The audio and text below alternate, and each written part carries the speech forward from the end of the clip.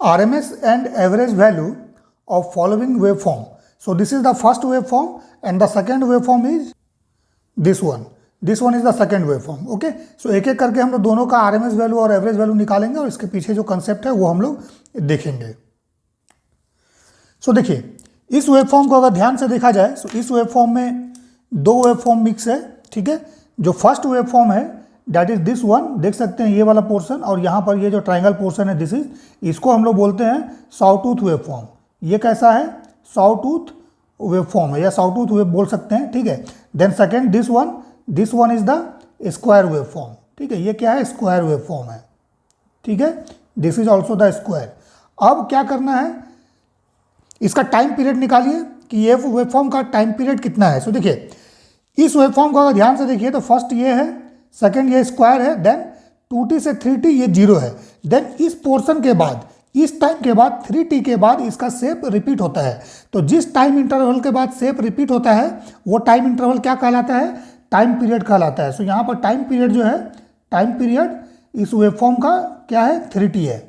ठीक है, सो time period हम लोगों ने निकाल लिया. सो हम लोग क्या करेंगे, एक साइकिल के लिए, सो this is the one cycle के लिए हम लोग इसका RMS वैल्यू और एवरेज वैल्यू निकालेंगे. ठीक है, सो इसको निकालने के लिए अगर इंटीग्रेशन नहीं यूज़ करना है सो डायरेक्ट हम लोग यूज़ करेंगे कंसेप्ट. ठीक है, सो डायरेक्ट यूज़ करने के लिए आपको पता होना चाहिए कि सॉटूथ वेवफॉर्म का एवरेज वैल्यू और RMS वैल्यू कितना होता है. सो देखिए, अगर सॉटूथ वेवफॉर्म इस तरह का है, ठीक है ना, this is, let's say this is t time. ठीक है, इसका मैक्सिमम वैल्यू अगर Vm मानते हैं सो इसका एवरेज वैल्यू V एवरेज किसके केस में? सॉटूथ के केस में. ध्यान दीजिएगा, सॉटूथ के केस में V एवरेज जो होता है इसका ट्राइंगल का area that is half into base. So अगर ये 0 है so this is t, so t into perpendicular this is Vm divide by time.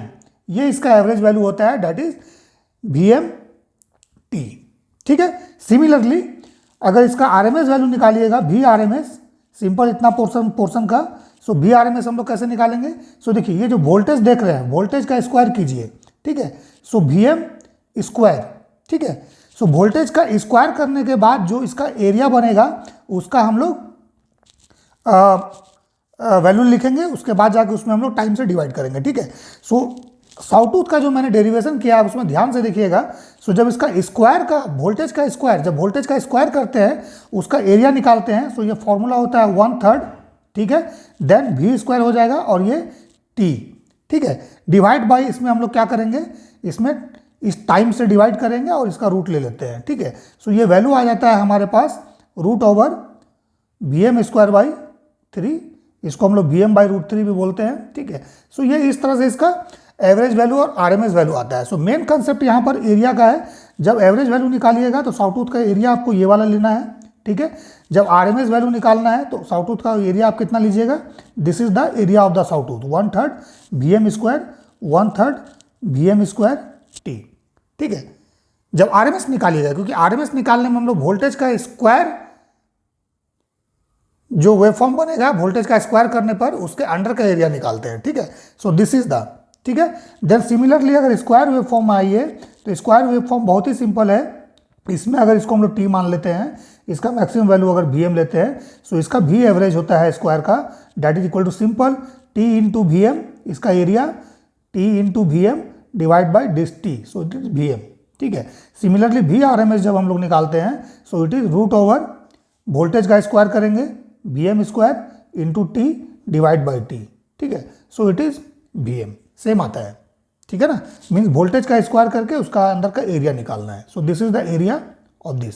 सो अभी हम लोग को किसका निकालना है? इस वेवफॉर्म का निकालना है. सो इस वेवफॉर्म का निकालने के लिए हम लोग सीधा लिखेंगे V एवरेज का वैल्यू. देखिए, V average is equal to क्या हो जाएगा, इसका एरिया निकालिए.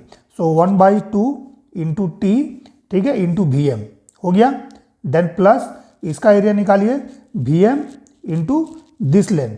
सो ये कितना होगा? 2t - t, so it is again t plus यहाँ पर इसका एरिया निकालेंगे. सो यहाँ पर Vm 0 है. वेवफॉर्म देखिए यहाँ पर हॉरिजॉन्टल एक्सिस पर है, टाइम एक्सिस पर, सो ये 0 हो गया.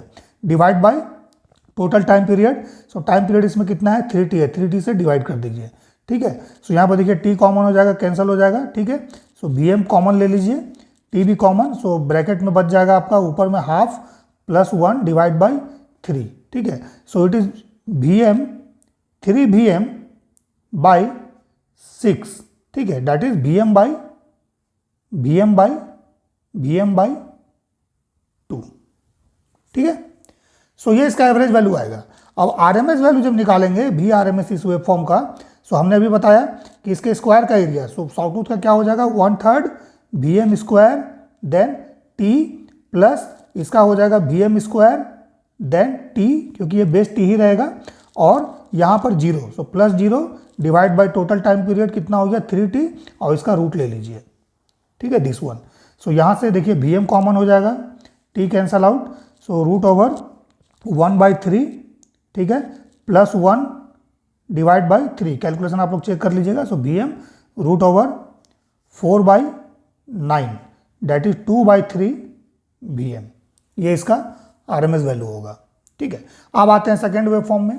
सो सेकेंड वेव फॉर्म में देखिए कुछ इस तरह से वेव है ना, वेव इस तरह से है, ठीक है।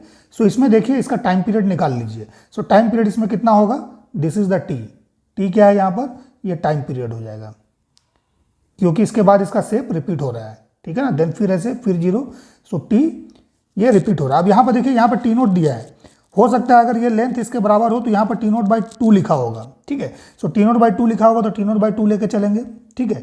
सो ये यहाँ से यहाँ तक T0/2 होगा तो यहाँ से यहाँ भी T0/2 हो जाएगा, ठीक है। बट यहाँ पर T0 है, कहने का मतलब है कि ये जो आपका लेंथ है ये इसके बराबर नहीं है, तो T0 है तो T0 के टर्म में निकालेंगे, ठीक है। और फाइनली अगर यहाँ पर जो वैल्यू दिया होगा वो वैल्यू पुट कर देंगे, आंसर आ जाएगा, ठीक है। सो T0 के टर्म में ही निकालते हैं। तो इसमें कैसे निकालेंगे, सबसे पहले एवरेज वैल्यू, सो ये पूरा एरिया निकालिए, ठीक है।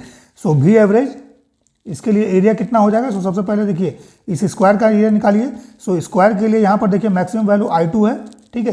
सो करंट के फॉर्म में है, सो करंट सॉरी, तो यहाँ पर I एवरेज निकालिए, ये V एवरेज नहीं होगा, ठीक है, क्योंकि ये करंट वेव फॉर्म है, ठीक है। सो करंट का एवरेज वैल्यू आएगा, ऊपर वाला वोल्टेज का एवरेज वैल्यू दिया क्योंकि वोल्टेज वेव फॉर्म है, ठीक है। सो I average, so I average यहाँ पर कितना हो जाएगा I2 इंटू T0, सो I2 इंटू T0, ठीक है, प्लस अब इस साउटूथ का देखिए ऊपर वाला पोर्शन साउटूथ है, नीचे वाला पोर्शन जो है स्क्वायर वेव फॉर्म है, और ऊपर वाला जो है ये साउटूथ पोर्शन है, ठीक है। This is साउटूथ,